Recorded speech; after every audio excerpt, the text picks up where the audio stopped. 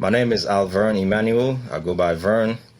My profession is an audio engineer, and I am from St. Thomas, Virgin Islands. So how did you get your foot in the door with Patchwerk Studio?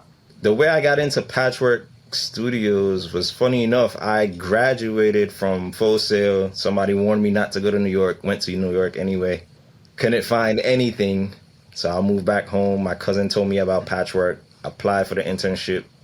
Got the interview over Zoom, funny enough, and they were like, hey, how soon can you get here? And I was like, whenever y'all want. They was like, can you be here in 2 weeks? I said, yep. Got on a flight, started my internship, and been here ever since. Wow. What a leap to take. You're just like, Yeah. you're way over there. And then you're like, okay, this is what I want to do. And that's crazy.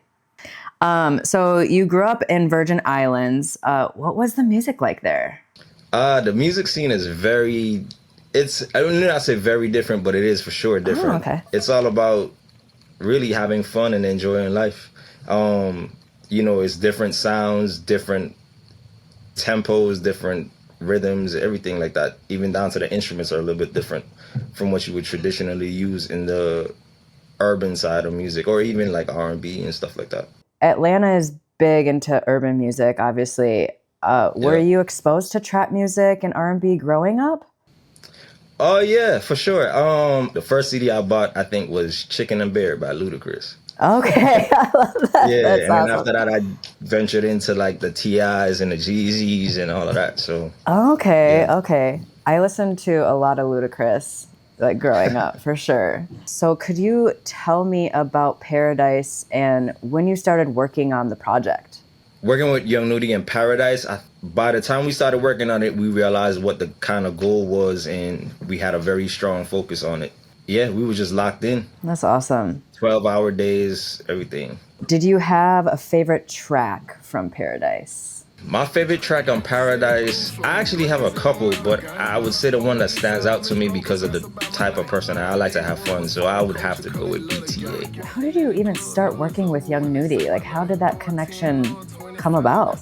When I first started with Young Nudy and how we even met was actually through Patchwerk Recording Studios. Over the time that I've been here, I've got to work with a lot of people, and when I started working with Young Nudy, I think we just clicked. It just made sense from the way I work and the way he works and our work ethic put together. Like you said, it's hard to be doing those 12-hour days, and once you find somebody with the same kind of work ethic as you and can get things done productively and fast, it just makes sense. Mm-hmm. Yeah, it's like when you mesh with somebody and like they have the same values as you do, and you're like, Yep. all right, let's go for it, 1,000%. Yeah. Yeah, I love that. On Paradise Project, did you just get stems from the producer, or were they like full-time multi-tracks? Oh yeah.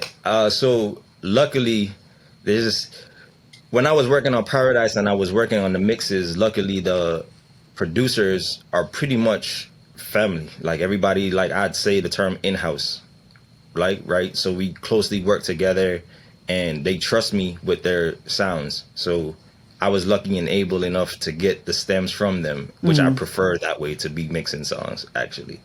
I think I can dig deep and carve into every sound that I need to so I can make the sound what it needs to be. Yeah. To give into the masses. So when you recorded the vocals with Nudy, did he come in with full lyrical arrangements, or was it mostly improvised in the studio? When it comes to recording with Young Nudy, the way that he records is pretty much improvised 100%. I've never seen him write anything down. He probably comes in with ideas, but for the most part, it's like plug and play. Like the way we record is by feeling, really. So he'd hear a beat, and if he doesn't like it within the first 10 seconds, next one. I like this. Pull this one up. Let's record. Wow, I feel like that's a skill in itself, like for the artist and also as the mixer, it's just like, how do you get all that together? And does it take longer for somebody to do that? I don't think that it takes longer for him particularly to do it that way. What we do is we knock out songs, and then after that we come back and then we structure them. So it's like, all right, well, the whole concept it is working. So let's figure out what the hook is going to be, structure that. I mean, Okay. of course, you get hit and misses. So Oh, for sure, for sure. So what is the collaborative like process in the mixing stage with Nudy? What does that look like? after so many years of working with Nudy, when it comes to the mixing, he pretty much trusts what I do. He doesn't even have to really much explain what it might be. It's just he give me the thumbs up. If it's a thumbs up, then we good. If it's a thumbs down, I just revisit it, make the adjustments that I think he wants to hear. Yeah. And then usually by the second go around, we good. That's good. It sounds like a good collaborative process. Yeah, Just yeah. super chill. What is it like working with Coop? Coop is very, very detailed, and I like it because he pushes me, and we can push each other, and we get the best from each other. So I really love the relationship that me and Coop have because on this project, we also work closely. Like I was at his house, he was at my house while we was mixing the project. So That's it awesome. was pretty dope. Do you use reference tracks when mixing? So when it comes to mixing, I tend not to use reference tracks too much times unless it's a new person that I'm working with. If it's somebody that I am working with and they trust what I'm doing, I can usually follow along with the sound that they're looking for and they want from that particular song. Because not every song sounds the same. So it might just be a vibe. And with these songs, between the vibe that we created in the studio while we recorded it and the vision that Coop had for the songs, I think I was able to find and piece together both visions and make it work. So what is unique about mixing trap music compared to other genres? You have to kind of know the feel of everything. So I feel like if you want to be a dope mix engineer, you have to kind of listen to everything, unless you're going to just be mixing one genre. So even for me, I think I was blessed growing up in the islands because even the genre that I grew up on is different from trap. So from there, I already have the advantage and knowledge to know like, hey, you need to listen to different music if you want to get into different lanes. Oh, yeah, for sure. What is the music scene like now in Atlanta? Atlanta has always been the place where you go to find like a lot of like creative, out the box, underground type artists. So what are some of your favorite artists coming up in Atlanta that we should know about? I like Baby Drill, Two Feet Bino, another artist named Lil Tony. I just kind of started working with him. Do you have any dream collaborations? I just want to work on dope music. If it's dope, I want to work on it. Growing up on 32 Square Miles, the people that were the stars were like regular people to me. So I'm not really driven by starstruck, and I don't really get that. The way I look at it is, it might be somebody who doesn't have a big name yet that I might be able to mix a record for, and we get it together. I like that answer because at the end of the day, people are just people.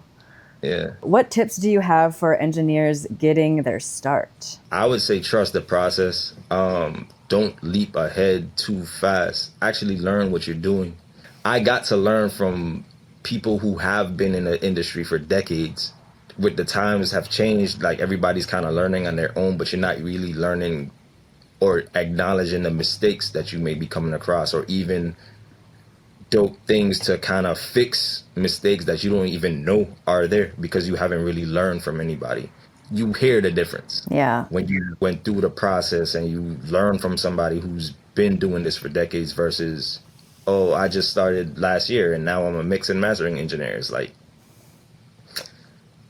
no knock on you, no knock on you, do your thing, but you hear the difference. So are you starting to see artists use AI in their workflow?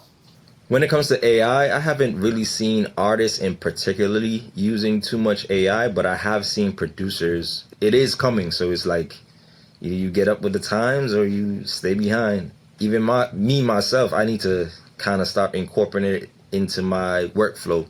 Yeah. Do you think AI can kind of be hurtful as well, though? I for sure think AI can be hurtful as well, especially when it comes to artists. I just like natural creativity. I would rather prefer to see the creativity come from that artist versus AI. Yeah, that's real. That's real. How has music evolved in the Atlanta music scene?